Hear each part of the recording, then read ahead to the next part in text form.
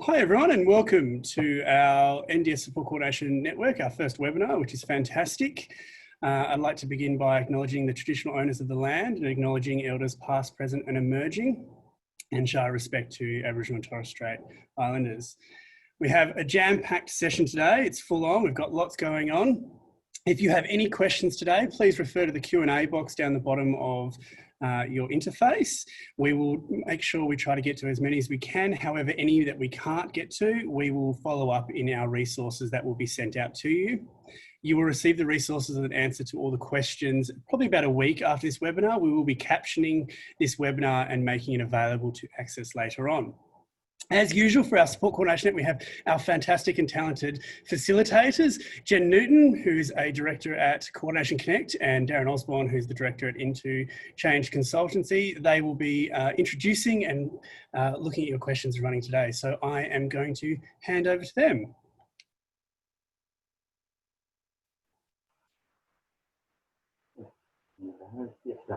Thank you very much, Malachi. Jen and I are here, and it's been since January. It was our last support coordination forum. Obviously, COVID's made it a lot more difficult, a bit more challenging for us to get together, but huge thank you to NDS and the speakers for today. We've got a very tight run sheet for an hour and 3 quarters, so we'll get stuck straight into it. I'd like to introduce Toni Spotswood, Senior Provider Engagement Officer, Provider Engagement from the NDIA, to provide a lot of updates that have happened over the period. So over to you, Toni. Thank you very much. Hi, everybody. Thanks for that, Darren, for the introduction, and thanks to everybody for coming along today. As Malachi said, yes, it is jam-packed agenda today, so I'll get straight into it. I'm actually going to start with a PowerPoint presentation that Malachi is kindly going to flick through for me as I'm speaking. So we'll make a start on that. So hopefully everybody can see that at the moment. So we're starting off with looking at some price guide updates today. So everybody should be aware by now that we have a new price guide that was released on the 1st of July, and hopefully everyone's had the opportunity to have a look through that. So just flicking to the next slide, we're just looking at a quick outline. So on the left-hand side, we're looking at some of the changes to the current price guide. And on the right-hand side, there's just a list of some of the new initiatives. So we'll be running through these today. I'm not going to read every slide in detail. And some of the slides we will flip over because we actually have other presenters online who will be taking over some of those presentations. So we'll make a start and we'll just flip to the next slide, which is titled Changes. So most people would be aware that the following changes have happened since the 1st of July. So we've got the removal of the temporary 10% loading on certain core and capacity building. Definition of short-term cancellations reverts back to the 2 business days. We have had a change to the medium-term accommodation. So this period will return to the original policy of 90 days. And we're actually going to be starting the recovery of the advance payments for providers. So that will commence on the 1st of October and happen over the next 6 months. So we'll flip to the next slide, please, Malachi, which is also titled Changes. So this is just looking at some clarifications. So clarifying that a support for a single participant by a single worker that crosses a shift boundary can be billed at the single higher rate. And I've got a slide that further explains this a little bit further along. And I'll also be, well, Malachi will be also sending out a copy of this PowerPoint presentation. So please don't think that you need to be frantically writing everything down. Everybody can have a copy of this if you'd like it. We'll also have some changes to the capacity building support items, and they're included for innovative community participation and community participation activities. And allied health assistance and therapy assistants can now deliver group-based support. So our next quote is titled, our next slide is titled To Quote, and we have written there generally no. So the only quotes that we'd be looking for at the moment are quotes for our independent living options, our ILOs, any complex client-specific needs. So if you're working with a participant that is a complex participant, they may be part of the complex planning team. So you would be having lots of correspondence and communication with their planner directly. And we're looking for quotes only for high cost AT. So what we're not looking for quotes for is community access. Especially, we've noticed an increase that participants and plan nominees are coming to planning meetings and plan review meetings with quotes from providers of what they would like in their plans. So that's what we're looking at saying no, thank you to. So to support participants, providers can give an activity schedule to demonstrate what a participant does in this week. And that's fantastic because that will help the planner to make those reasonable and necessary decisions around their further supports. So no quotes generally in terms from providers except for those 3 dot points at the top. So next slide, please, Malachi, is looking at, as I mentioned earlier, so clarifying those definitions. So in the new price guide, you'll see that we have level 1 to 3 high intensity supports. We have a new definition of the 3 level of workers delivering these supports, and they clearly link the price limits to the support workers' skills and experience. And also just down the bottom there, so we've had to add an exception to this general rule occurs when a particular support crosses a shift boundary and the same worker delivers the entire support. In this case, the higher of the relevant price limit applies to the entire support and the provider should make the claim against the relevant support item. So this is all explained in the price guide. So if you haven't had a chance to have a look at that, please do. And you can find all of the information in the price guide that clarifies those definitions. So on the next slide, we've just had some amendments to the disability support worker cost model. So the link to this can be found on our website and it's under the price guide and pricing heading. So you can read the full document there. And that document will explain the assumptions and the methodology behind the cost model that the NDIA uses to estimate the cost to disability service providers of employing disability support workers to deliver supports through the NDIS. So if you haven't already and you have an inclination to, please jump online and you'll find the link to that actual document on our website. So our next slide is talking about our temporary transformation payments. So if you're not aware, from the 1st of July, this decreased. So this is now 6%. So when you're speaking to your participants and providers, just making sure that you're aware that that actually has decreased now. So our next slide is talking about plan management.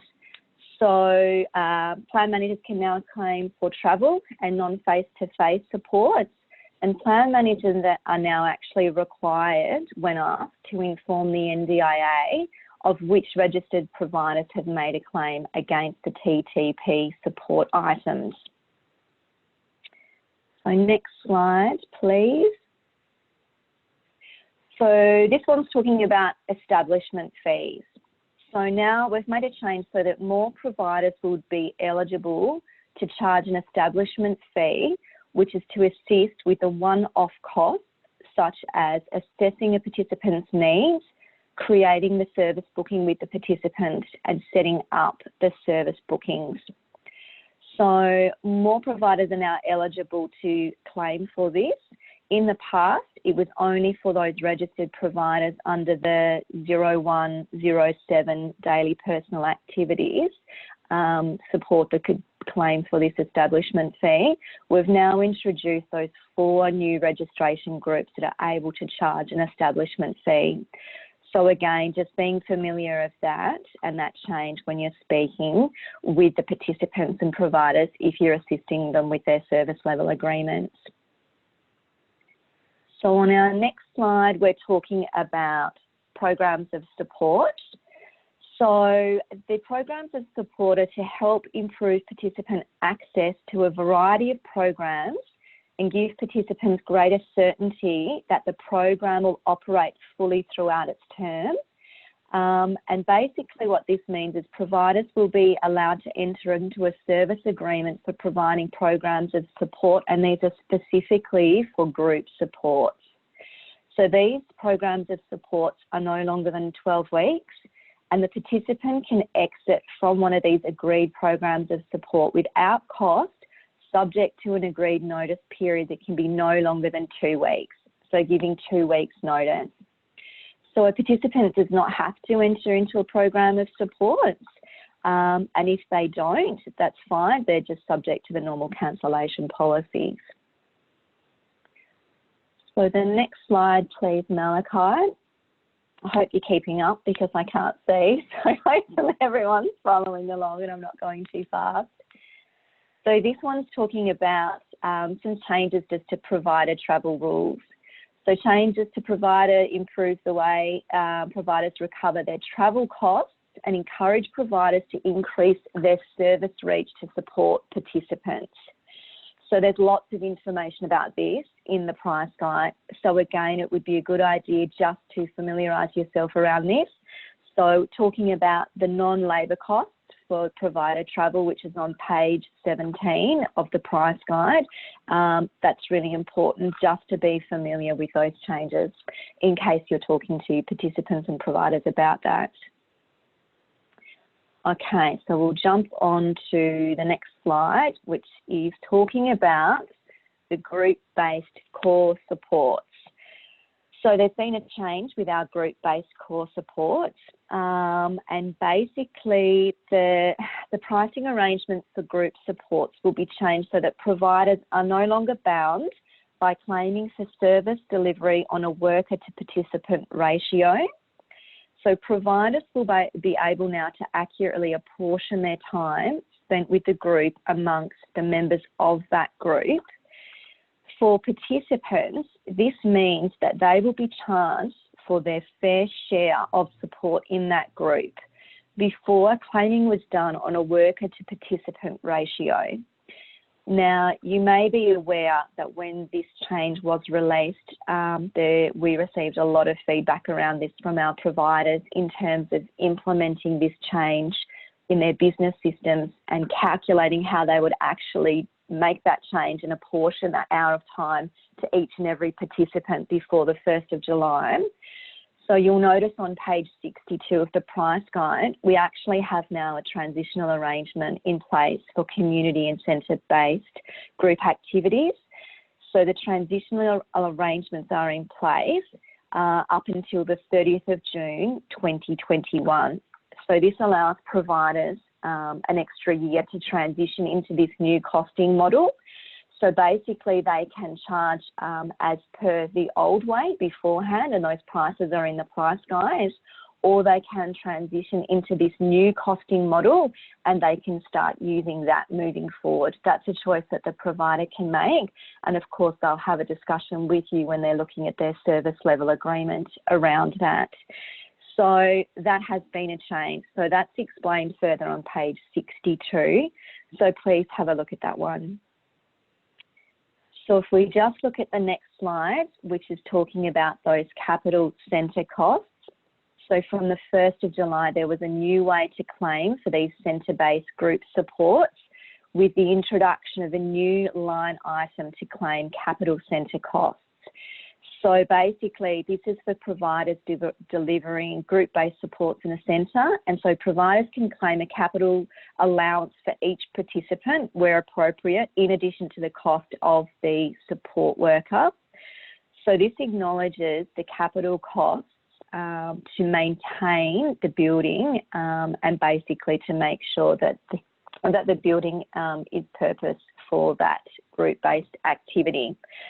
So there are some new registration groups that will allow that capital centre cost to be claimed from. Those include the high intensity daily personal activities, when occurring for group activities, the specialised supported employment and group and centre-based activities. And the cost for that is actually on page 24 of the price guide. So have a look at that one as well. So moving on to the next slide, please. Just checking the time, how I'm going. Yep. So this one's looking at basically the geographic reclassifications to 2019 for the modified Monash model. So the NDIA is moving from the 2015 MMM to the 2019 MMM effective from the 1st of October. So of course you're all very familiar with this. If you're not, please check out the Department of Health website and you can have a look at that modified Monash model. But at the moment there's been no changes for Tasmania. But please, if you're not familiar with that, jump online and have a look. So our next slide is talking about cancellation rules. So 100% cancellation rule for short-term cancellations introduced as a result of COVID-19 responses being retained. So that's just a reminder on that slide there for everybody. So we know those short-term cancellations is 2 business days. So our next slide, Malachi, thanks, is looking at that psychosocial recovery coach. So this is a new support item called the psychosocial recovery coach or recovery coach, which will be available to NDIS participants. So recovery coaches will provide support to people with psychological disability to live a full life. So this is a new support. It may take a little bit of time for providers to move into this space. And a recovery coach will be to build capacity and resilience through strong and respectful relationships. So really the role of a recovery coach is to walk alongside the participant and to assist the participant to do the doing in their life. So you will probably have noticed that the rates for this support are different from support coordination. So the rates for the recovery coach also make allowances for higher rates on weekends and public holidays. Again, all of this information is in the price guide and also online. So there's a lot of information online that talks about the history and the decision making for our recovery coaches. And I guess another important note to make on this one is that given that support coordination is an element of the recovery coach role, the NDIA will generally not be funding both in a participant's plan. So that will be on a case-by-case basis, but generally both will not be funded. Like I say, there's a lot of information on our website about the recovery coaches, so please have a look at that. So we'll just flip to the next slide. Again, this is talking about our recovery coaches, and this is geared more towards the claiming for these supports and where these supports will actually be sitting in a participant's plan and where in the price guide you can find those. So there's the 6 line items cover the supports, and they're on page 78 and 79 of the current price guide if you want to have a look at those. Now, our next slide, Malachi, is actually, I think I've got 3 slides next talking about supports and employment. So we will actually flip over these 3 slides because we have Mary online, I believe, who's going to be covering these in a lot more detail than I can provide. So we might just flick through this one, the next one, and the 3rd one, and we'll leave those ones for Mary because I believe that she's probably got those slides and I don't want to steal her thunder. So we'll move along to our next slide, which is our hearing supports slide. So looking at this one here, again, there's lots of information on our website about the changes to the hearing supports. So basically, the NDIS is will fund reasonable and necessary hearing support services for participants aged 26 and over who are not able to access the hearing services program. And the NDIS will also continue to fund additional hearing supports where they are not available to participants via the HSP, including for people under 26. And the NDIS will also help participants under 26 connect with the HSP if required. So online, if you have a look under hearing supports, under that tab and actually scroll down about halfway down the page, there's actually a great table that's a really good reference that explains this quite clearly. And this can also be found on page 98 of the current price guide. So to have a look through that. So we'll flick to the next slide, which is our still slide, supported independent living. So as you're probably aware, the NDIA is conducting a review of still price controls, and endorsed recommendations will be included in a price guide released later this year. Until then, what we're doing is using the core supports, daily living, for our still supports. So this is a change for providers and a really important change for support coordinators as well, who are working with participants in that still space. So the price limits will be effective as of the 1st of July and will also be applied to any open still quote that is awaiting approval. They will now fall under the new pricing, which is the core daily living. So something else to be really across with still supports is that not only is the provider not giving us a quote anymore, is that a support coordinator is going to play a very important role with the participant and the plan nominee and the family in general in working with them and the provider in putting together the roster of care for the still supports. So what we might do is flick to the next slide, because I believe it might have some further information there. Yes, it does. So looking at the supported independent living second slide, so the NDIA will be working to strengthen participants' input into the still planning process. So in the past, they may not have had much input into their still quote. That will change moving forward. So under this revised approach, there's going to be significant input into that still roster of care with the participant, the plan nominee, the family member, and the support coordinator. So there is a new roster of care template that is available online to have a look at that has been updated. And also the participant profile template has been updated. So if you haven't had a chance to have a look at those, please do, because these will be the new templates that we use moving forward. So yes, changes with still. So with the still quotes, I will just touch on this very, very briefly. So, and I shouldn't say quote, so I take that back. With the new still templates, they will still be sent through to still at ndis.gov.au. Our still assessment team will still look over those.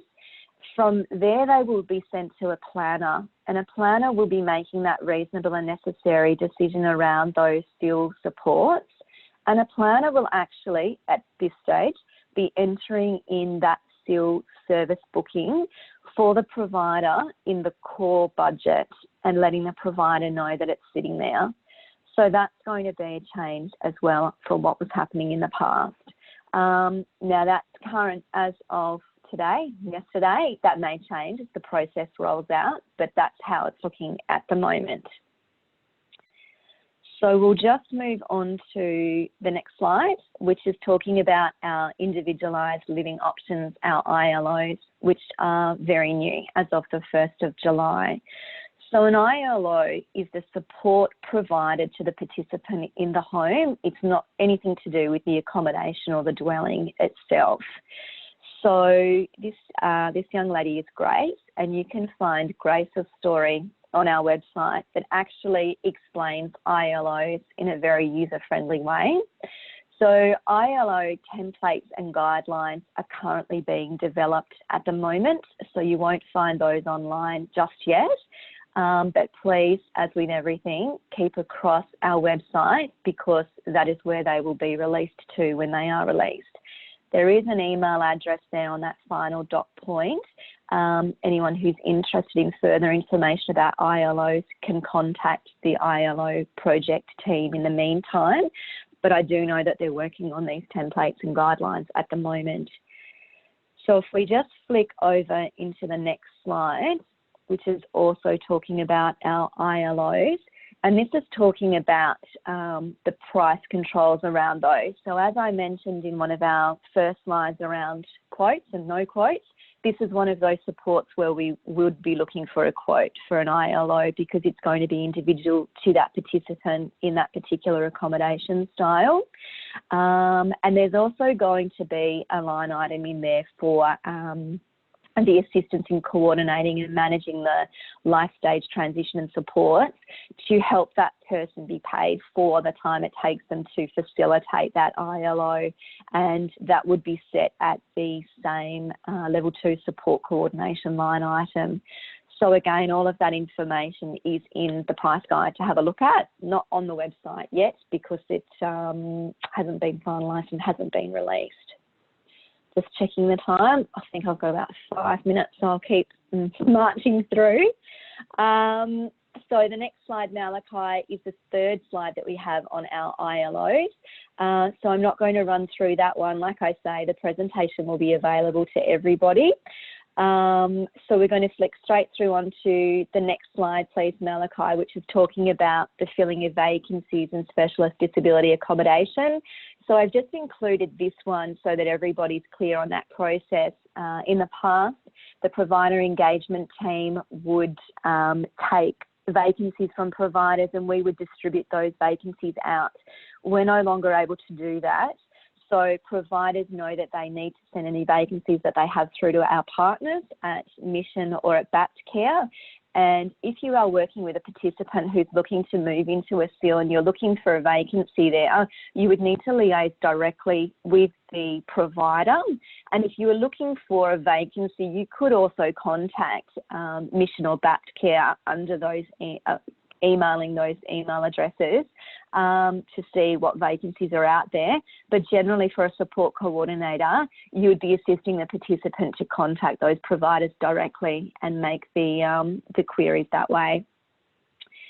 So we'll move along onto the next slide, which is an important one. So this is talking about the improved NDIS participant consent forms. So I'm sure by now that everyone's had a chance to have a look at these two forms. So these were released on our website a little while ago. So there's the consent for the NDIA to share your information form, and there's also a consent for a third party to act on a participant's benefit form. So, behalf form. So please, if you haven't made yourself familiar with those, have a look at those ones online. Now, the next two slides that I have, actually just before I move on from there, Malachi, sorry, if you already moved on, that's okay. I just wanted to make a point here on this one that you do not have to use these consent forms. If your organisation has developed one already, you can still use that, but please just make sure that your own consent form that your organisation is using contains all of the requested information that you will find in the new consent forms. So as long as it almost mirrors these new consent forms, that's fine to use your own on your own letterhead. If you're already doing that, that's no problem at all to do that. So just moving on to the next slide. So I've actually got two slides here that are just Q&As. So it's talking about why we've introduced the new forms. Do you have to complete these new forms if you're already using your own version of the forms, and the answers there as well. So the next slide after that is just consent forms continued with the questions and answers on there. Again, if you have any further questions that aren't answered here, you can send those through to provider support, which is provider.support@ndis.gov.au, and they will be able to reply back to you. I do have a list of all of the email addresses at the end of the presentation. So if you just missed that email, don't panic, it's written down at the end here. And if we just flick to, I think, the second last slide here, which is a really important one. So this is talking about requesting a copy of a participant's plan, which I know has been a topic of discussion amongst support coordinators for a little while. And I know people were getting different answers when they were asking this question. So these two dot points here will hopefully make that very clear. So it is up to the participant. They are responsible for sharing a copy of their plan with a support coordinator or any provider that they choose to, and this can be done via post, email, photocopy, however they want to do that. However, if the participant doesn't have the means to be able to do that, and if you request a copy of their plan and we have consent from you, then yes, we are able to give you a copy of that participant's plan. So, yeah, that's very clear now. As long as we have consent, that we're able to do that, so we have those consent forms completed, we are able to send you out a copy of the participant's plan. Okay, the last slide, Malachi, if we just touch on that one, I think it's the last one, yes. Okay, so these are just our key contacts for people to have just in case they don't have these anymore. They haven't changed for a little while now, which is good. So looking at anything planning related, service delivery related, we're always going through inquiries at ndis.gov.au.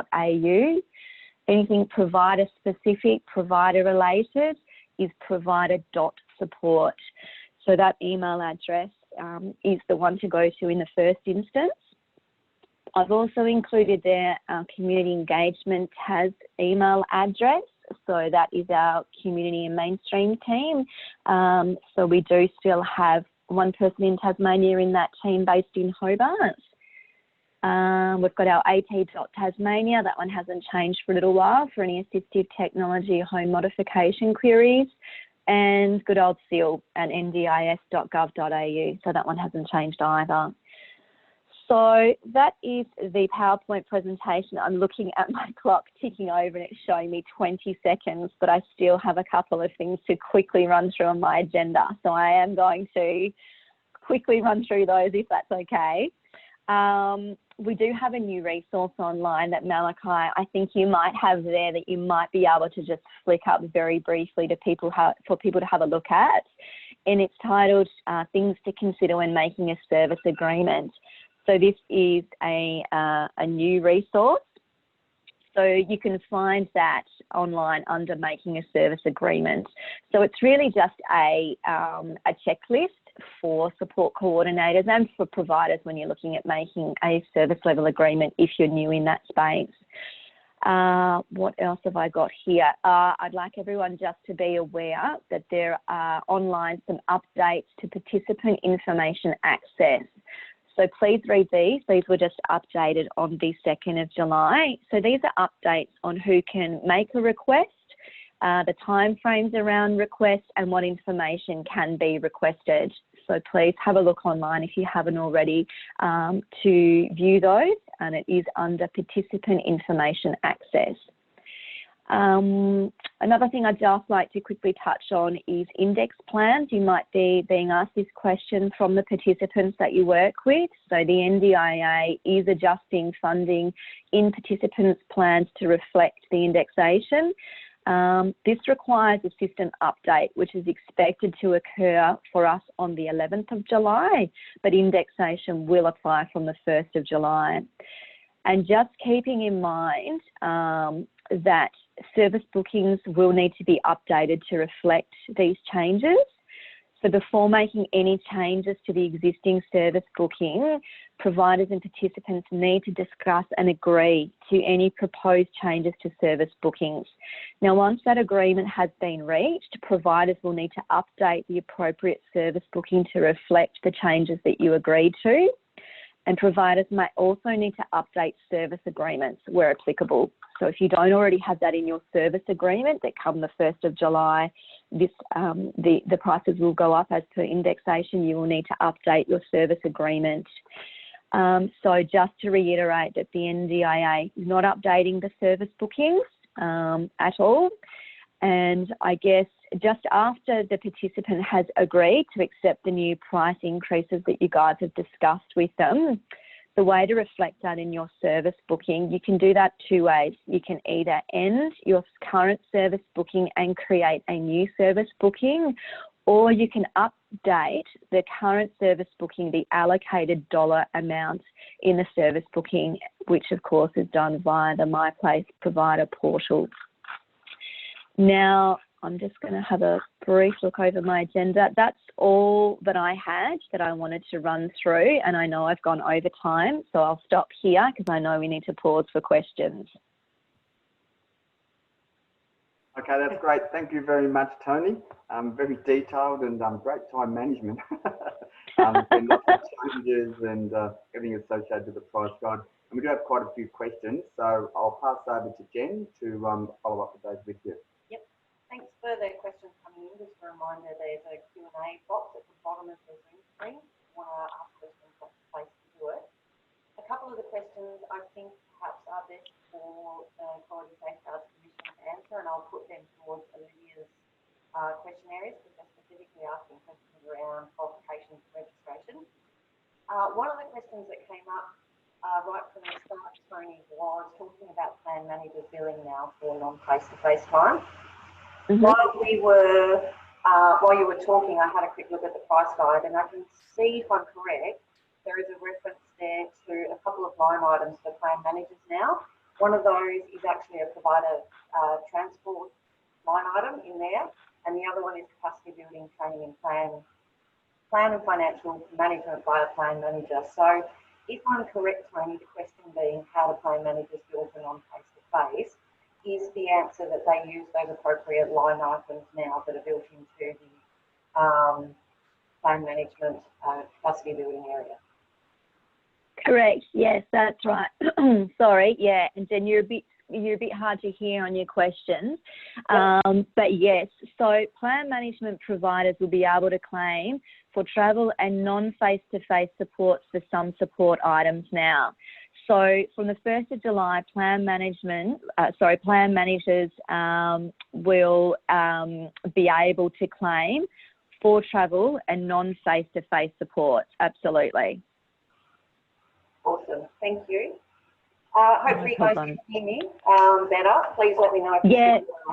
I will. You're a bit louder now, which is good. So that's good. You'll just need to use your loud voice so I can hear. So apologies, everyone.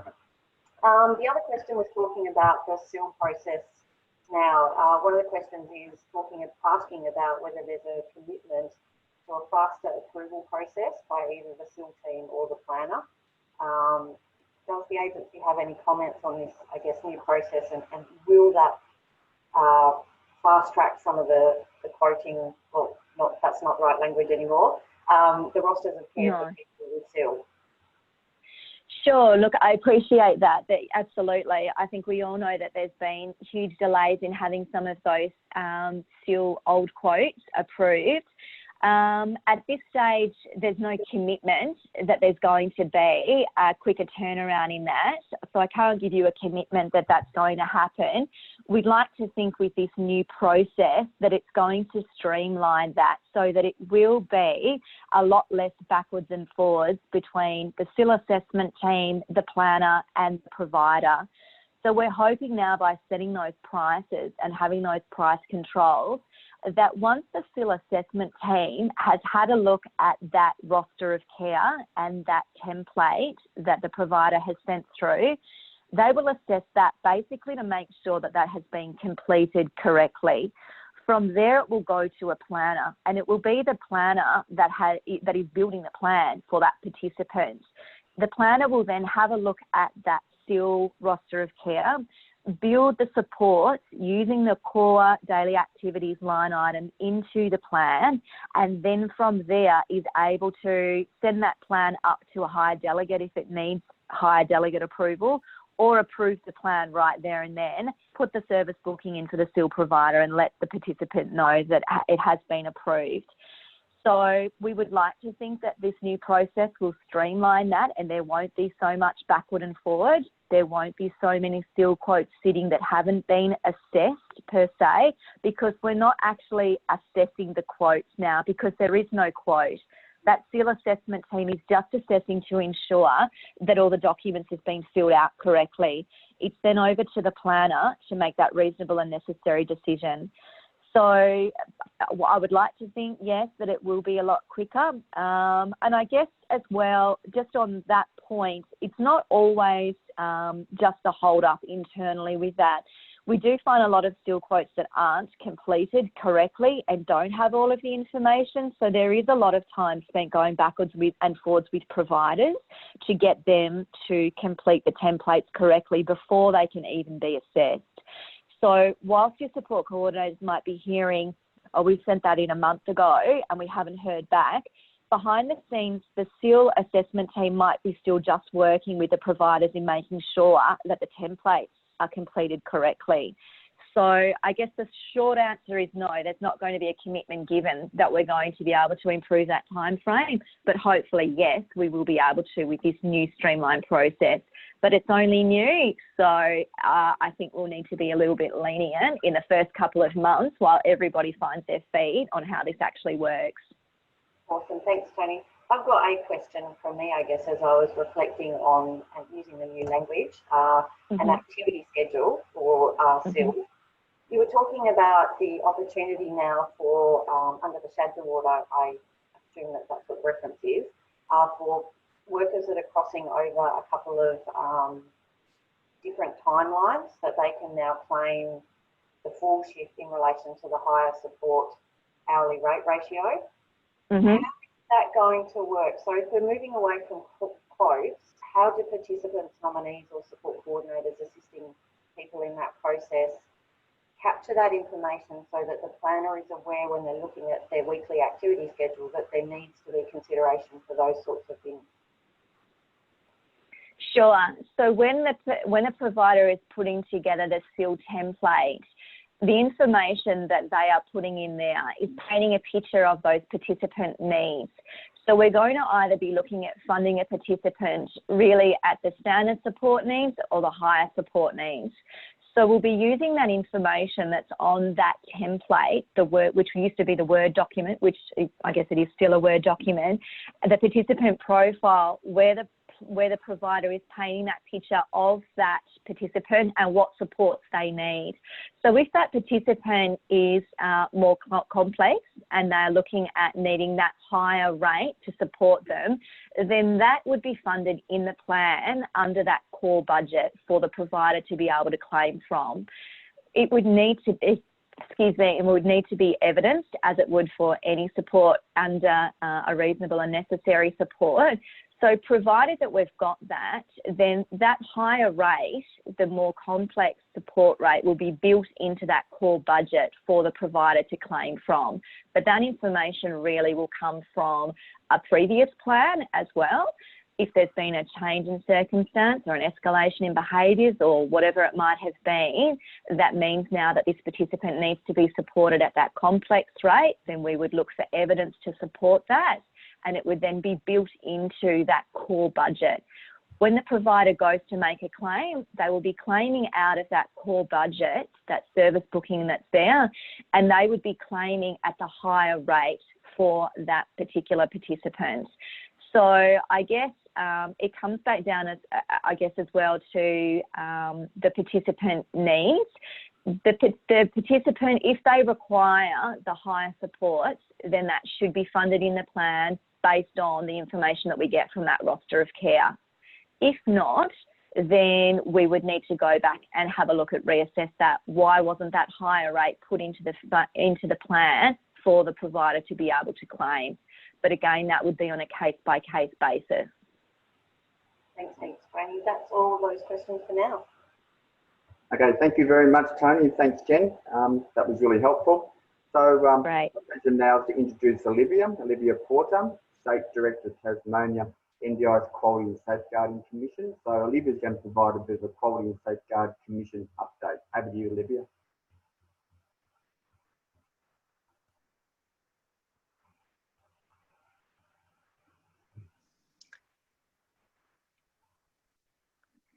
Sorry, can you hear me? Yes. Sorry, bit of a delay there. Hi everybody, morning, and I'm really pleased to be able to join this forum for the first time.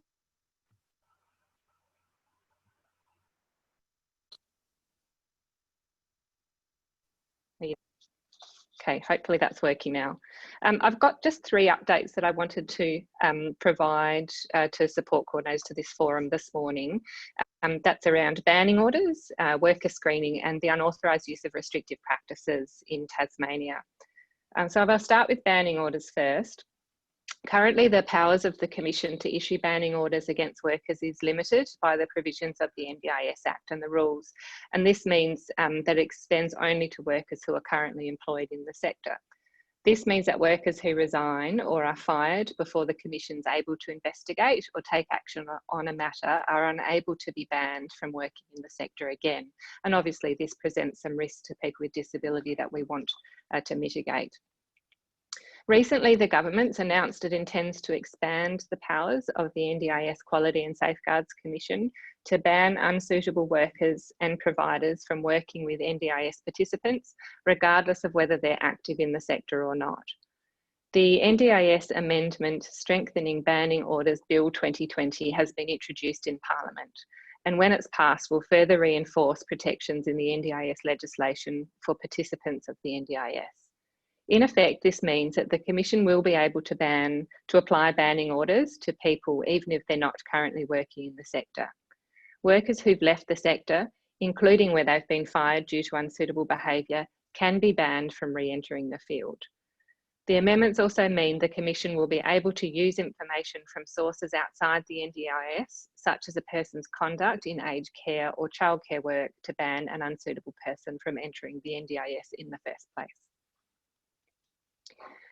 In relation to worker screening, the transition to a new national worker screening check has been deferred until 2021 to allow time for all states and territories and the NDIS Commission to align scope and practice of the screening process.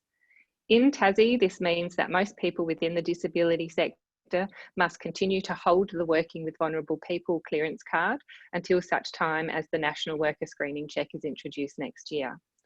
You're still required to hold a Working with Vulnerable People check if you're key personnel of a registered provider, or you provide supports or services to people with disability where there's more than incidental contact, or you deliver services and supports which are specified under the worker screening rules, and this includes specialist support coordination.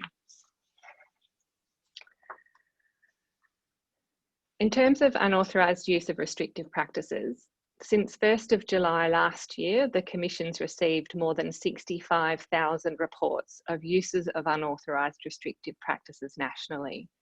In Tasmania, that equates to over 10,000 reports in the space of 12 months, and 95% of those are related to the use of chemical restraints with people with disability in Tassie. The use of a restrictive practice that's not in accordance with an authorisation from the senior practitioner and/or it's not in accordance with a behaviour support plan is an incident which is reportable to the NDIS Commission by the implementing provider. The NDIS Commission's oversight of the use of restrictive practices is critical to our core function to uphold the rights of and promote the health, safety and well-being of people with disability. Requiring restrictive practices to only be used where they are authorised and in accordance with behaviour support plans is an important safeguarding mechanism for NDIS participants and supports the Commission's mandate to reduce or eliminate the use of restrictive practices in the long term. To date, the Commission has really focused on educating NDIS registered providers about the requirement in relation to restrictive practices and has worked with providers to support and encourage them to obtain the required authorisation and facilitate the development of behaviour support plans. However, the focus on education and support is not translating to higher numbers of restrictive practices being authorised or contained within behaviour support plans. For this reason, the NDIS Commissioner has escalated the Commission's compliance activity in relation to the use of unauthorised restrictive practices. This week, a notice was issued to providers in New South Wales and South Australia, where the Commission has been operational for 2 years. Those providers are required to provide very specified information to the Commission about how they're meeting their obligations to safeguard participants and to facilitate the authorisation of restrictive practices and the development and implementation of behaviour support plans for participants who require this. A notice has also been issued to providers in all other jurisdictions, including Tasmania. At this stage, Tasmanian providers are not required to report to the Commission on their activities to move from unauthorised use of restrictive practices to authorised use. However, they're on notice that this requirement will be made of them later in 2020, and they have an opportunity now to pay particular attention to this area of their practice and progress restrictive practice use to an authorised space wherever that's possible. Tasmanian providers received their notice about this matter yesterday. So I expect that this may increase contact and requests to support coordinators as providers reinvigorate their attempts to facilitate behaviour support plans for participants or seek information from you about progress towards obtaining funding in participants' NDIS plans to allow behaviour supports to be engaged. That's all I have for you, updates. I'm anticipating there's probably a few questions for me to answer if Darren and Jen want to let me know what they might be. Okay, thank you very much, Olivia. Yeah, a lot going on in that space, and I'll pass over to Jen for some questions. Sure. There are a couple of questions not linked directly to what you've said so far that I think are probably best for you to answer. One of them was talking about the qualifications for the psychosocial recovery coaches. Someone has been, looking for information on what qualifications are required. Is there anything on the Commission's website? So I understand that the NDIS price guide refers to qualifications for the recovery coach. That is not translated into practice standards or registration standards specifically for registered providers, but one of the requirements for registration and re-registration with the NDIS Commission is that the people who are providing supports have the appropriate skills, experience and qualifications. So that's really a general catch-all requirement under registration, and if the NDIA has specified that there are specific skills, experience or quals that need to be demonstrated in order to provide a specific support, then that will be considered as part of the registration under your general practice standard. Yep, thank you. There was another question coming in talking about managing conflict of interest. The question was asking, are there any guidelines for managing conflict of interest between support coordinator and direct delivery of services? I thought this could be one that you might have some further information on, Olivia, but as a colleague in the sector, I've certainly found that there is a lot of useful resources on the Commission's website about how providers manage their conflict of interest, including, that being unpacked in the practice standards. There's also an incredible amount of resources out there available to providers who are looking at things like this and developing new policies and procedures. So I'd be happy at the end of this to perhaps suggest some avenues and tools, resources that I've used. I'm sure you've got some too, Darren, but do you have any comments specifically, Olivia, on managing conflict of interest from a quality safeguard perspective? Look, I think if you can share those resources, Jen, that'd be really valuable. I mean, the concept of conflict of interest is a pretty widely held tenet. It extends well beyond the disability sector. It's a fairly standard business requirement for many sectors, and anyone who's operating with a board of management should be well across the management and the development of policy and procedures around conflict of interest. I think where support coordinators or registered providers have very specific issues or concerns around conflict of interest, they need to be reviewing their policies and procedures to see where those kinds of things are being captured and apply them accordingly. It's difficult to provide specific advice, I think, because often these kinds of questions about conflict of interest, what sits in the background is there is a very particular and perhaps complex individual situation for the person asking the question. I think I'd recommend that you do your reading and research, look at the resources that are available on our website, and if you can share some other ones, Jen, that'd be great. If you can't find the answer or you're still troubled by the context the question's been posed, you're very welcome to ring us, explain the situation. We can talk through with you specifically whether there are any particular risks or things that you may need to pay attention to that we could recommend. Yep. Another question just came in specifically about behaviour support and asking if there's an anticipated increase in requests for behaviour support. Has there been any identification in Tasmania of behaviour support practitioners to increase the choice of options? We already know that we do have, you know, some pretty significant demands on our existing providers in that space. We certainly do, but I've been pleased to see that we're having an increase in registration applications for behaviour support practitioners in the state. At last check, there are around about 75 registered behaviour support practitioners in Tasmania. So I would encourage all support coordinators, particularly if you're getting pressure from implementing providers to get on and engage with a behaviour support practitioner, to look outside of your normal networks. And to go to the NDIS website and look at who is currently registered for behaviour support provision within Tasmania, and perhaps reach out beyond your usual networks. There are people with capacity. There are also people who've got really long wait lists. We will be requiring providers, implementing providers, when we ask them to report, to give us something more than yes, the support coordinator has made a phone call and we are on a wait list. We'll be expecting more from providers. We want to see that it is not just one phone call and one wait list, that there's been real steps taken to engage with behaviour support practitioners for participants. So again, encourage support coordinators to look beyond your usual networks and see if there is more availability in your area that you can tap into now.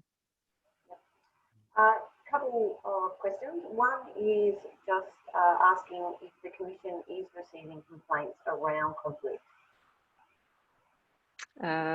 I couldn't tell you that off the top of my head. That would be something I would have to take on notice. Okay. And that is all the questions for the moment. Lovely, thank you.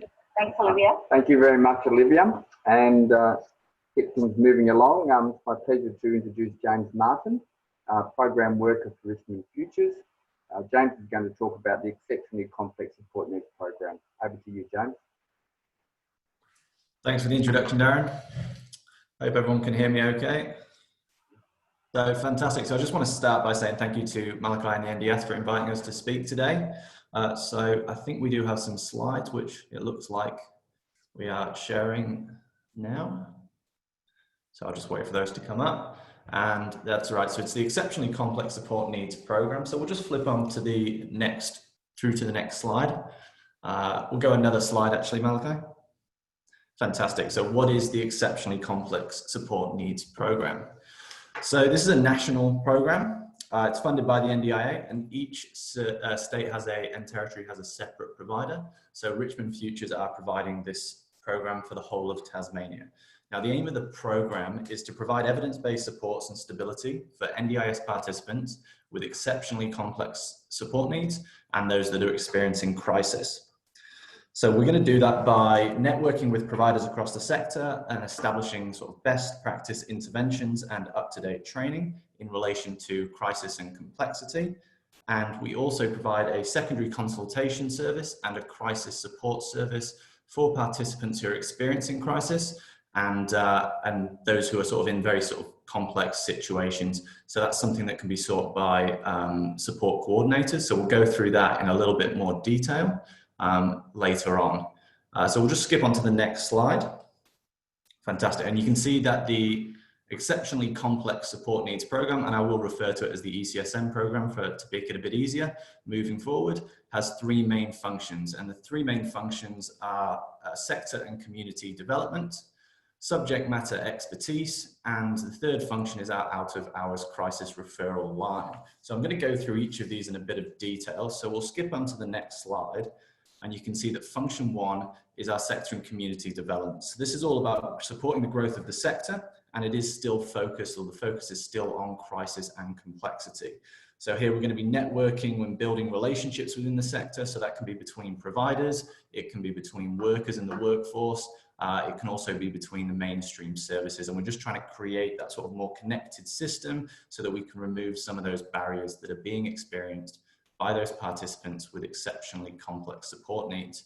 Now, a couple of the things we are trying to focus on specifically in this function is we're going to be looking at creating and developing professional peer networks, communities of practice, sort of knowledge exchange opportunities, and training forums for the workforce across Tasmania. And again, we're well aware that there's a lot of resources and fantastic resources already out there, and we're not trying to reinvent the wheel. We're just trying to make sure that those resources are accessible and that people know where they are and where to find them. Again, related to sort of crisis and complexity. So we'll jump to the next slide. And you can see function 2 is our subject matter expertise. So this is all about developing best practice resources and training for the sector. So over the next couple of years, we're going to be developing a number of training materials, e-modules related to crisis and complexity. And I'll be talking about this in a bit shortly, but we are sending out a support coordinator survey, and we're going to be using the results of that survey to kind of fill any gaps in knowledge that's being identified by the workforce. And these resources, they're going to be provided freely to the sector, and they're going to be on things like recognizing crisis signs early, risk assessment, understanding behaviors of concern and how to implement behavior support plans, crisis referral and crisis referral toolkit, things like understanding housing options across Tasmania, and also understanding the justice system. So there's going to be about a dozen modules all related to crisis and complexity that we're going to be providing freely. It's also worth mentioning that our secondary consultation service, which I'll talk about soon, comes under this function. So we'll move on to the next slide. And this is our function 3, which is our out of hours crisis referral line. So essentially this is going to involve after hours support coordination, procuring supports for NDIS participants in crisis in accordance with their plan. So it's going to operate out of hours, as you can see. So that's 5 p.m. to 9 a.m. Monday to Friday, and that's going to be 24 hours on weekends and public holidays. And the line is for approved referrers only. Now the next slide is going to tell us who those approved referrers are. So we'll skip on, and you can see that our approved referrers for the crisis line is the Justice Department, Public Guardians, Emergency Services, so the Department of Police, Fire, Ambulance, and the Tasmanian Health Service. So the Tasmanian Health Service specifically is going to be the after hours social work team and the Emergency Department nurses. So the next slide, you'll see we're going to go through the referral criteria for this line. So to actually access the crisis service, the out of hours crisis service, the person, the NDIS participant, does have to be over the age of 18. As mentioned, they do have to be an NDIS participant as well. Now, there are going to be occasions where our approved referrers may not know whether the person is an NDIS participant. We do have access to the NDIA CRM, so we'll be able to confirm on our end. So if in doubt, they've been told to give us a call so we can check on our end. Now, the person must be experiencing a crisis, and they must be living in Tasmania as well. So it's really important here as well that if there are other mainstream services required, specialist services, so whether that's for medical needs, for clinical oversight or housing and accommodation, these things need to be met first before we're called. And as you've mentioned, or as I mentioned before and earlier, the line is out of hours. So it does operate 5 p.m. to 9 a.m. Monday to Friday, 24 hours Saturday and Sunday, and public holidays. Also, if a crisis happens inside hours, so inside office hours, then the NDIA needs to be contacted directly, and there's a number there at the bottom right of the screen. I hope you can all see that. And that'll be the number for in-hours referrals. So we'll go on to the next slide. That's going to give us a few examples of when you might refer to this service, or when an approved referrer might refer to this service. So it's first thing to say, I guess, is every referral is going to be unique and individual, but we have had a few common examples already on the national level. And these look like things like relinquishment by a carer of an adult with a disability. So that could be voluntarily, it could be involuntarily. For example, the carer could become ill, they could pass away. It could be an unexpected change of circumstance, loss of function or loss of capacity, any of these things where it essentially results in the carer being unable to provide an appropriate level of care moving forward. That's going to be something that could come through to ourselves. Could also be a deterioration in behavior, so something like behaviors of concern, and there could be an escalation in vulnerability to sort of significant harm from abuse or neglect. So essentially what we try to say, and the best way to think about this, is anything that's unexpected or unforeseen that doesn't require a mainstream specialist response, that's something that's likely to be appropriate for this program. So it's also worth mentioning, obviously, the referral does still need to come through an approved referrer. And I think the reason for that is to make sure that these services can provide safety for the participant who is in crisis prior to calling us. We will be working behind the scenes to procure supports for the individual, but it's really important that we ensure that safety for the participant as well. So when there's an extremely complex situation, but it isn't a crisis, we do have that secondary consultation service as well. So what we'll do is we'll skip on to the next slide and we can talk a little bit more about that secondary consultation service. So this is generally for support coordinators. However, it could be used by another service, another support service. So it could be used by advocates, nurses, mainstream supports, or et cetera, et cetera. And again, each consultation could be quite unique, but a couple of examples of how this service could be used. We could be used to share knowledge, best practice, what services are provided where, that sort of thing. We could also be used to provide networking contacts that can provide more specialist advice. We can be used as a sounding board for support options, so just to sort of confirm the plans of action that we're planning on taking. And it could also be used to sort of assist support coordinators to make linkages within the sector as well. So it's worth mentioning that this service, the secondary consultation service, is available to under 18s. However, obviously the Function 3 crisis referral response line, that's for over 18s only. This secondary consultation is for under 18s, and it's a brand new service. So I guess we're going to see how it all develops over time. And at the bottom of the screen, you can also see our referral pathway. So that email address there, you just need to send an email to that email address to refer to this pathway as a support coordinator, and we will send you back a referral form for you to just complete, and then we'll set up a meeting. So we'll skip to the last, that's it, perfect, the last slide, fantastic. Let me just quickly check the time, got a couple of minutes, no problem. So this is our support coordinator survey, as we mentioned earlier. So we launched this support coordinator survey to try and identify gaps and better understand what the sector's looking for. So really we're looking at yourselves to identify the content and the type of delivery that you'd prefer in terms of those educational materials. First of all, I'd also like to just say thank you to everybody who's already filled out this survey. We have had a really good response. I know there's a lot of support coordinators on this already. So we'd really appreciate your response and we'd really appreciate your input. So you can see the link at the bottom there. And I believe that Malachi will be sending these slides out at the end of the session. So, and it looks like Annika's also put the link into the chat box. So yeah, we'd really appreciate you to just click on the link. The survey doesn't take more than 15 to 20 minutes, and it'll be really, really great to have your input so that we can work moving forward.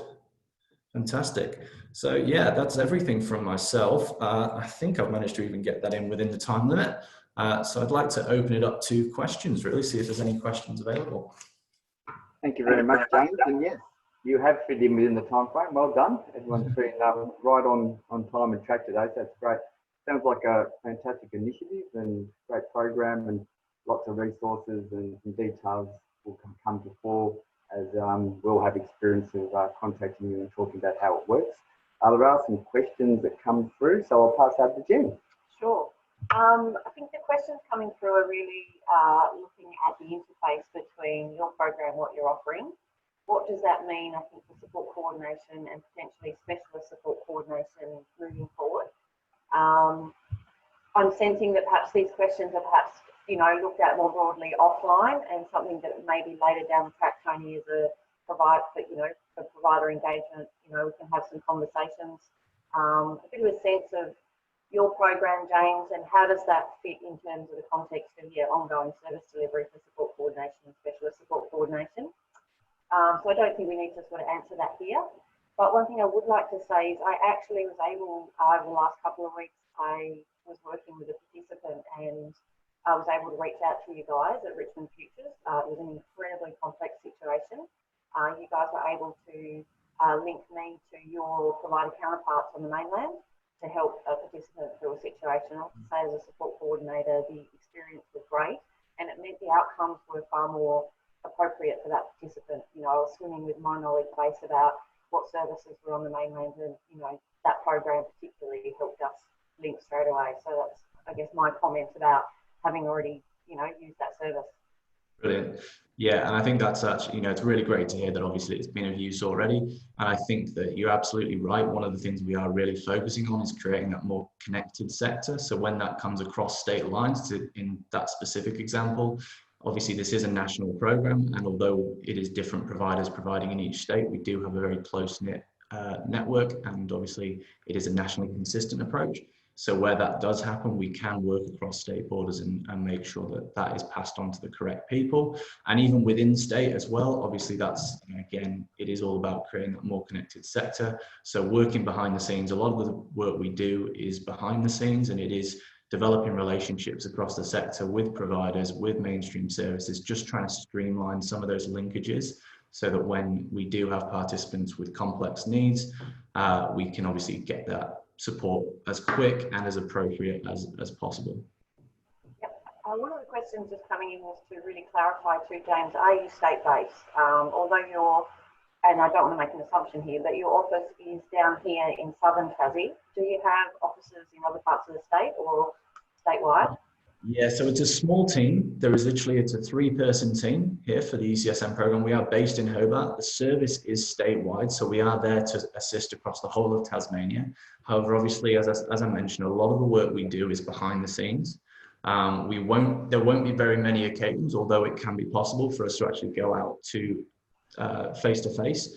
A lot of the work we'll be doing is behind the scenes, so we'll be developing those networks so that when support coordinators or participants or approved referrers like the police may get in touch with them, we can get the right information to them as quickly as possible. Thanks, James. That's some questions. Excellent. Thank you very much, James. Very exciting initiative. So now I have pleasure in introducing Charley Hodgson. Charley is the Senior Practitioner, Tasmania Disability and Community Services, and Charley is going to do a review of Tasmanian authorisation process and the role of the Senior Practitioner. Over to you, Charley. Thanks, Darren. I hope everybody can hear me. As Darren's mentioned, my talk is about explaining the authorisation processes for Tasmania and reminding everybody that there are currently, and there, like in every jurisdiction, there are 2 processes. One is to do with the Commission and reporting and instances of restricted practices to Olivia's team. And the other part of the processes around restricted practices is getting them authorised through my office. What we're going to talk about is that those processes to start with. Excuse me while I get my slide. Next slide, Darren. Thank you. So we're going to talk about that, and then the role of the Senior Practitioner, and also then a tool that I find very useful for providers to use, and anyone who has an interest in the restricted practices, our restrictive intervention self-evaluation tool. I guess one of the things that the way services and the sector is now set up is the role of coordinators of support is pretty important, seeing as the statewide disability services teams, clinicians no longer operate. And I see giving knowledge to you guys as a way of starting those conversations, keeping them going around whether or not a restriction is occurring, particularly as service coordinators are working with providers all the time. And so you're in a position to, with a bit of knowledge, you're in a position to be able to talk to them and suggest you contact me to have conversations where you might see a locked cupboard, for instance, or a locked door. Then that's the sort of scenario that is still quite common in Tasmania. So we do need to make sure that providers are seeking authorisation for restrictions, as well as reporting them to the Commission. So Darren, if you can just, next slide. Thank you. So I'm sure you're all aware there is a bit of confusion around what and what isn't a restriction in Tassie at the moment, because our Act defines restrictive interventions as any action that's taken to restrict the rights or freedom of movement of a person with disability for the primary purpose of behavioural control. There are 3 exemptions in our Act. So this differs with the NDIS rules. And so this creates for providers the confusion I mentioned. Nonetheless, we do operate our Act, and until it is reviewed in a couple of years, we will be needing to act under it. And so things that are for therapeutic purposes, we may say are not needing to be approved, for instance, whereas the Commission would say that they still need to report those actions. If we're looking at safe transportation, then that is one that is also a little bit confusing. There are some areas within the Commission's rules which say that some actions are not needing to be reported. From a Tasmanian perspective around authorisation, any action, whether it's a buckle, guard or a harness, doesn't need approval, because under our system, the definition of safe transportation covers anything that's to do with a moving vehicle. And finally, there are certain provisions under other legislation, guardianship, adult guardianship, and also mental health, where there might be actions that occur under those legislative provisions, which mean that from a senior practitioner point of view, there is no need to approve those actions. Once again, the Commission doesn't recognise that, so there'll be another scenario there where an action needs to be reported to the Commission, but doesn't need approval by the senior practitioner. So if we could move on to the next slide, Darren, for more confusion, because the Tasmanian Act only has 2 categories of restrictive intervention, as opposed to the Commission's 5 categories. You'll probably understand a bit more that once we look at the personal restrictions, the definition is any physical contact with the person or an action taken that restricts the liberty of movement of that person.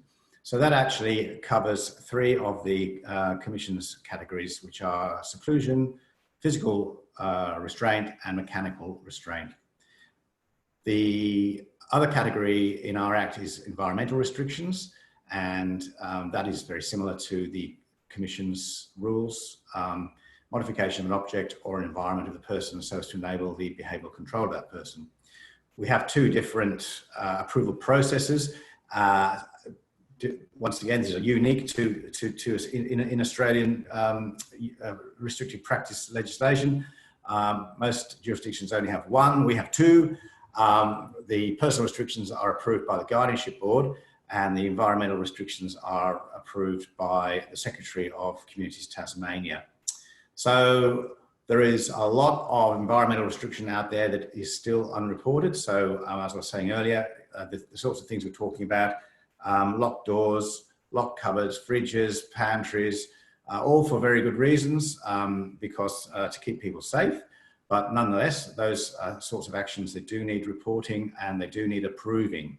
So when you are out and about and talking to participants and service providers, just keep that in mind and just give the providers a quiet word. They may say that it's approved, but in fact they may be in error, because up until last year there was certain types of restriction that certainly was not needing to be approved, but the Guardianship Board made a decision last year which then changed that, and so that anything to do with those categories I've mentioned or examples now need approval. So best for them to have a chat to me, and we'll be able to clear up that.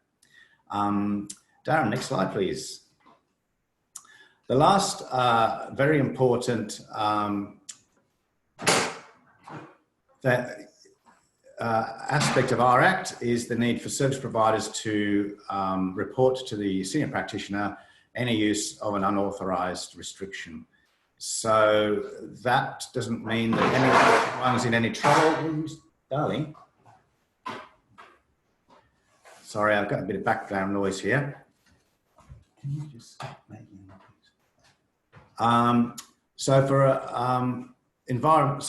emergency situations where you're preventing harm, then that's really good. There's no need to feel like you're failing. There are obviously, with people who with complex needs, there are oftentimes, in spite of all best efforts, that a person needs, or a support worker needs to act to prevent harm, either to the participant themselves or to members of the public, or indeed to themselves. So those sorts of situations, there may not be a behaviour support plan or any strategies to preempt this one-off occasion, but with where a duty of care kicks in, it's fine to make that action. There's a lot of misconception about the ability of staff. They are allowed to use an unauthorised restriction. It sounds a very legalistic term, but it's fine to do that. As long as it's the least restrictive option, you're preventing harm and you report to the senior practitioner. So that's something that, once again, is a little, I know there's under-reporting out there, so that's something that you might need to be aware of in your dealings with service providers. I think we're on to the next slide. Just to quickly, thanks, Darren. So the role of the senior practitioner isn't just about authorising restrictions. We have a broader remit of improving the provision of services for people with disabilities. So in that area, we're involved with setting up communities of practice for behaviour support. We've got going to mention the restrictive intervention self-evaluation tool soon. That was developed with service providers to help educate not just about restrictive practices, but also person-centered, increased use of person-centered approaches. We develop guidelines and standards, provide info and education sessions, and always at the forefront of any discussions I have, it's to do with making sure that everyone is aware that the rights of the participants are front and centre in any arrangements or development of strategies to address behaviours of concern. I have 3 practice consultants in my team now. It was a one-person show for many years, but with the winding up of disability services service delivery, there was positions were shifted. So I have 3 full-time equivalents, one in each area. So I have Rob Rickard in the northwest, Kerry Neal in the north, Shane Lynch is in the south, although she's just recently gone off on a leave without pay to develop skills in the non-government sector. So that's enabling us to really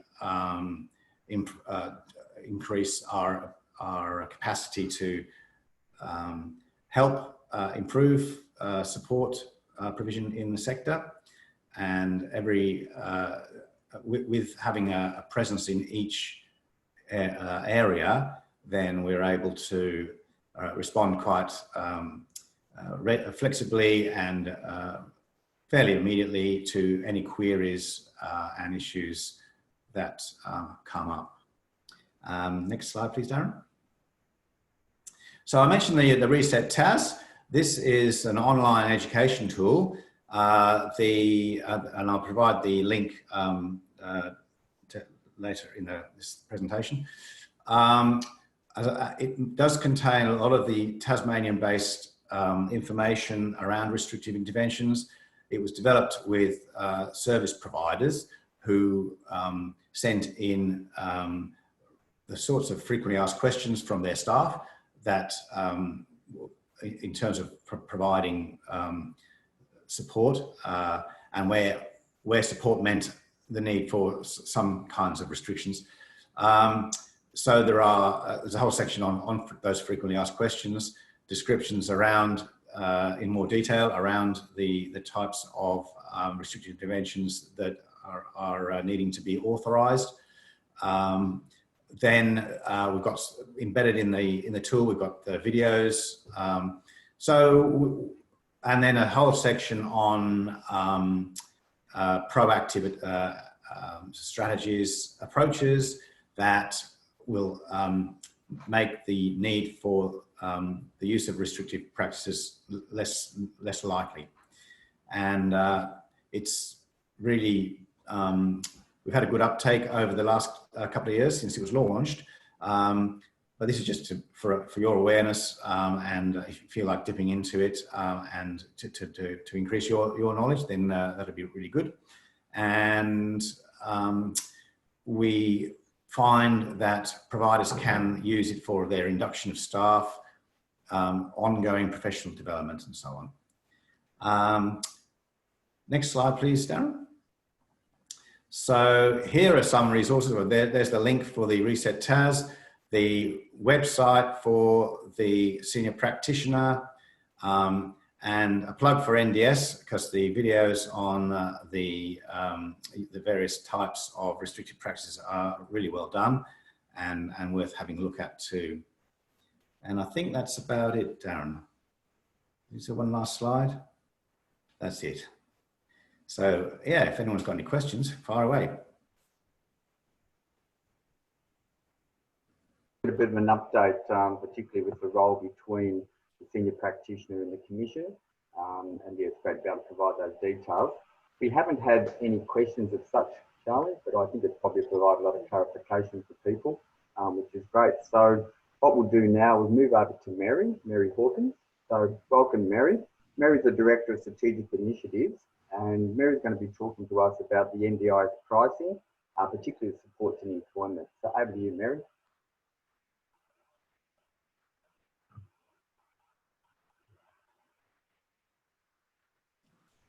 Okay, is that all coming together? Yes, it's great. All right, so, and so you're going to drive the slides for me? Malachi will, yes. Okay, all right, let's get going now. Welcome everyone, and I'm very pleased to be joining you this morning. There's far too many slides here for us to get through in the time allocated, but I'm just going to move very smartly. So Malachi, if you'd just like to move on to the next one. So that just gives you an outline. We will be circulating these at a later date.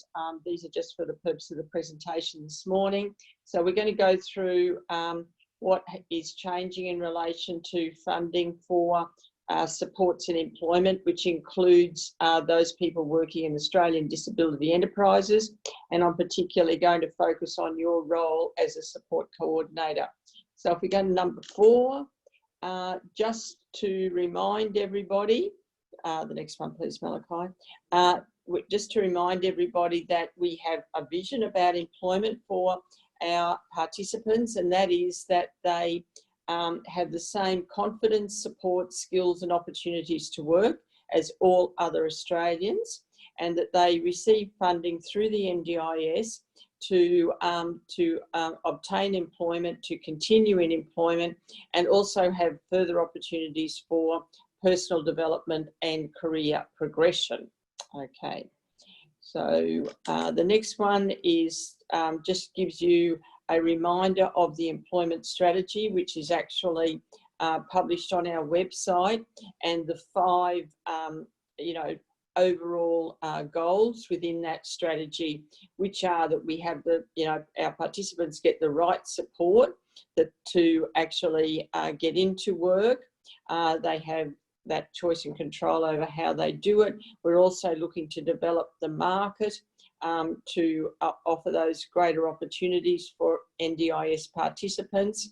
We're also looking at building the confidence of employers, because that's a critical step, and obviously as ourselves as a government agency, that we would be an exemplar employer.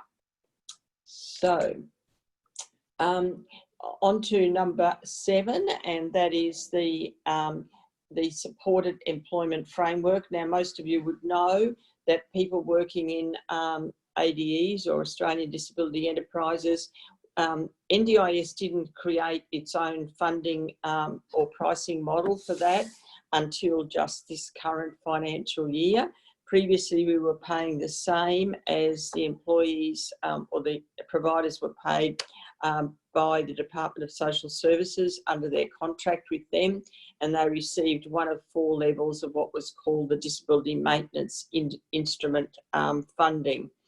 Those employees who joined once that avenue for assessment of a person's DMI level was closed off, where the provider could receive a DSS calculated average outlet price, and those amounts were just simply indexed every year. Now, clearly that does not align with the way NDIS does funding for all other supports, which is much more individualised, much more linked to what the person's goals and what their needs are. So we for those reasons we made a change. So we've now we've made that change. Moving on to number 9, and this has become part of the overall review of prices, which was conducted by the agency between November last year, and with the results coming out for the 1 July pricing change. And so the changes for the pricing for employees in ADEs changed at the same time. And the term now used is supports in employment, and they're all published in the new price guide. So the next slide, please. So it's no longer a price in accordance with where the person works. It is determined by the frequency of support needed and the intensity of that support. And what it does is it does actually allow higher levels of funding for supports in employment. And it means that ADEs and other employment service providers are able to do things differently, to change, to innovate, to expand, and work with individuals to help them achieve their individual employment goals. Okay, so the next one. And so it introduces a support model that actually reflects the hours of work, and also enables providers to claim for non-face-to-face assistance. Depends, it will vary depending on the level of support, so that means it can change over a person's period of employment, and it means that participants have got greater choice and control, so they can actually, move from an ADE to other types of employment. So moving on to, we'll just do a summary of what is changing. So from all the plans that we're building from the 1st of July, so as most of you would be aware, that we tend to do our planning around 6 weeks ahead of the plan expiry date. So we're now having planning conversations with participants whose plans will expire in August, and they will no longer have funding against those old DMI line items. We have a transition time for providers until the 31st of December next year. So, and we are allowing them to continue claiming at current DMI levels until they actually transition over to the new pricing framework. So we've introduced new line items for those who do make that transition so they can claim against the supports in employment. And just so you know, the hourly rates and all the associated requirements are the same as social and community participation. So as a result of that, we are now changing the title of that funding category, and it will be named as assistance with social, economic and community participation. And that is where all the funding for working in an ADE, or once we start to move people into open employment, their supports in employment will all appear in that budget, which is part of the core budget. Okay. So that's moving from from capacity building, which is where the specialised supported employment used to sit. It now goes into the core budget, and it's meant to better reflect the ongoing nature of a person's work and the fact that they will require regular support. So they're in the core budget, and it does allow for servicing at different times of the day and also days of the week. So this is increasing flexibility in the employment options for a participant. So next one. So as I've said, both the planning and also claiming will be based on the hours that a participant works and actually gets their support whilst at work. One of the questions we're asking about, how many hours do you want to work? So we can build flexibility into a current plan. There's monies available for transporting participants who need that transport as a result of their disability. Those of you who do this type of work will also notice a change in the unit of measurement for employment-related assessment and counselling. Somehow or other we had an each there before, where clearly it's an hourly rate, as it is for all other professional services. And we are now allowing ADEs to claim the establishment fee for new employees in an ADE. So moving on. So it means that participants with moderate to high support needs will actually be able to have their employment in an ADE, or they may be able to move into a job in the public or private sector, social enterprise or similar, or actually run a micro business or be supported in their own family run business. So it does mean that it really opens up options for employment outcomes. It also will, it can be used to, excuse me, provide funding for work experience or for volunteering activities to assist a person to prepare for work. Okay, what do we see the benefits as being, or what will the supports look like? So it can include assessments, job customisation, most importantly, on-the-job training and support.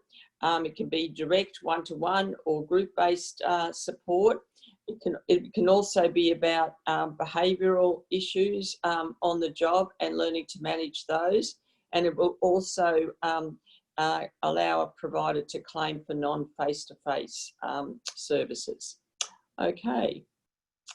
So, as I said, the plans that are being currently reviewed, if we'd like to move on, will actually contain the new funding arrangements. I've just run through these really quickly. because you may be called on as a support coordinator to assist with agreeing to what is a typical pattern of supports. We're suggesting to providers that they develop this up so that they can actually calculate a weekly cost that the participant will pay through their budget. This creates the basis of both a program of supports and also a service agreement. The program of supports, importantly, enables the participant and provider to agree, this is what I want to purchase for the coming 12 weeks. And then it then can account for variability. So if there's a short notice cancellation, the provider doesn't have to change what they're claiming. They will simply continue to claim as per that the weekly amounts in the program of supports. It must, however, be adjusted for any anticipated leave. So that would be when there's a public holiday or a participant is intending taking their holidays. So they don't have to, a participant doesn't have to agree to a program of supports, but they can, and in that case, the provider will actually have to charge cancellation fees, etc. I think for those who are in employment, most will choose to do it that way. Ratios of support, they're determined by individual needs. So there's no mandating of what the ratio actually is, and that's very much an individual decision. So moving on. And then this is what you can claim for other things in addition to the direct face-to-face services. Okay, and the next one. Now, transition, just reminding everyone, we've got 2 transition periods. So one is an 18-month transition period for providers to move to the new pricing arrangements. But for all the plans that we're building from the 1st of July on are constructed using the new pricing framework. But to enable to give that transition period to providers, we have made a support item available in the core budget, which enables them to claim against the DMI or average outlet rates. Okay, moving on. So your job as a support coordinator. If you're working with someone who's working in an ADE, before their planning meeting, we really need them to answer some questions. There's a little flyer, which I'll show you on the next slide. It basically asks some really basic questions. Where do you work? How many hours per week do you usually work? Where would you, is that the number of hours you would like to work per week? If not, how many?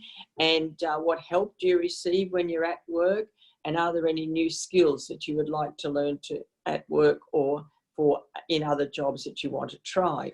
So this will enable our planners and LACs to actually construct the plan and the appropriate budget in that plan. And so that little flyer that you see on the next slide, it is on our website, and we've also made it available to ADEs to make available to their employees so to complete it prior to their planning meeting, and also the staff who are arranging the planning conversations will send them a copy prior to the planning conversation appointment. Okay, let's go on. So funds can be used flexibly. If we move on to the next one. So for participants who are not yet working, we would be suggesting capacity building. So in your work with our participants, if you can work through with them what type of supports they're going to need, what skills they need to acquire, what things they need to be able to do in order to get a job. And they can bring that information to their planning meeting so that they can get the right supports funded in their plans. So those who are not yet will definitely need some capacity building. Moving on. And then employees who are already in employment in an ADE, they can also ask for capacity building supports because they may want to do something different. They may need some additional help if they're going to move from a supported environment into an open employment environment. and also there'll be some who would like to develop a career plan. So that can all be funded through capacity building budgets. Okay, next one. Just a reminder that there are other services that are mainstream or community services, such as the disability employment services, and they have several rules around them. The main one for our participants is that they have to be deemed to be capable of more than 8 hours or more of work for open employment. And I was reminded by one of my colleagues that not everyone understands the term open employment, but by that we mean any number of your employers out there in the community. So an assessment is usually conducted by Centrelink to determine eligibility, but except for NDIS participants, they are entitled to make use of the Disability Employment Service. Okay, if we move on very quickly. So the difference between NDIS and Disability Employment Services basically comes down to the level of support that a participant needs. I would think that for the majority of our participants, they will need some amount of capacity building, and as a result of that, between the service provider and yourselves as a support coordinator, you can then help them make a decision about whether they can go to a disability employment service or whether they need additional support through their NDIS plan. Okay, so moving on, and this one is just a reminder when you do get the slides as to what are some of these considerations for supports in employment. I just want to now go to the next one and talk about your particular role. So it will differ depending on the situation of the participant. For those who are existing ADE employees, we really want you to assist with the actual getting ready for the planning conversation. And for the next one is more comprehensive. The next slide, please, is more comprehensive in terms of how you will help other participants. Malachi, can we move the slide on, please? Okay, that's good. Okay, so this is about assisting participants to identify their employment goals and what help they need to get there, helping them to choose the right provider given their needs, interests and circumstances, helping them to make sure that the service agreement is right, identifying those mainstream services such as training opportunities or work experience, etc., that can assist them to achieve their goal. Regularly checking in with both service provider and participant as to how their skill building and independence is coming along, helping them to negotiate any necessary changes, and once placed, making sure that the right supports go into place to help them retain employment. And then the obvious things, preparing for subsequent planning meetings, and then also providing us with any reports.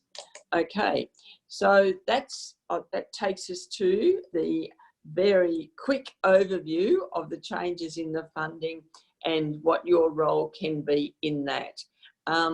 There will actually be a handbook available very shortly. It is out for review by the ADEs right at the moment, and we will receive their feedback by the end of the week, and then after that we'll be able to publish.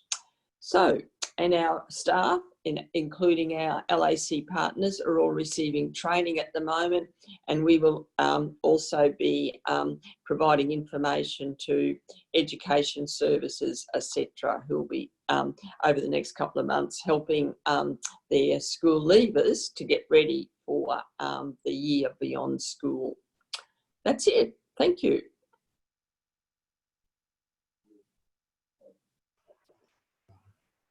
Thank you very much, Mary. There's lots of changes in the employment space, which is long overdue, and there'll be some adjustment, but that's a very thorough overview and really highlights the important role about an ordinary life and capacity building and providing these opportunities for people, not taking away the important role that ADEs play as well.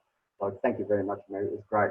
Now, we don't have any questions as such, so we're going to wrap up. But before we wrap up, I'd just like to express absolute gratitude and appreciation to our speakers. So Toni, Olivia, James, Charley and Mary, thank you very, very much. It wouldn't be possible without your participation, and thank you for fitting into your busy day, and also the planning beforehand. Also, the organisers, NDS, have been fantastic. So I'd really like to acknowledge Jen, and I'd like to acknowledge Alice Flockhart for allowing Malachi and Annika to actually help us. It's been fantastic, the support we're getting from the NDS. So yeah, hopefully that will continue in the future. Malachi particularly, you know, you've done so much driving all of this, very busy person. Your commitment to actually support coordination and to bringing everyone together is greatly appreciated. Great job, thank you so much. Thirdly, my co-host Jen from Coordination Connect, fantastic Jen. It's great to be able to share this important role. It's great. And for the attendees, thank you so much for your participation. You know, to get the best support coordination that our participants in the NDIS deserve. Thank you for your commitment. Future forums we'll be looking at in the future, and hopefully we'll be able to have face-to-face. In the meantime, we've been able to make great advantage of the use of the Zoom, etc. to do that, and just fantastic. Get one. January was the last one. Hopefully, we don't have to wait another 6 months for the next one. Yeah, thank you so much, guys, and thank you so much for facilitating. You guys have been amazing and fundamental for this to succeed, so thank you so much.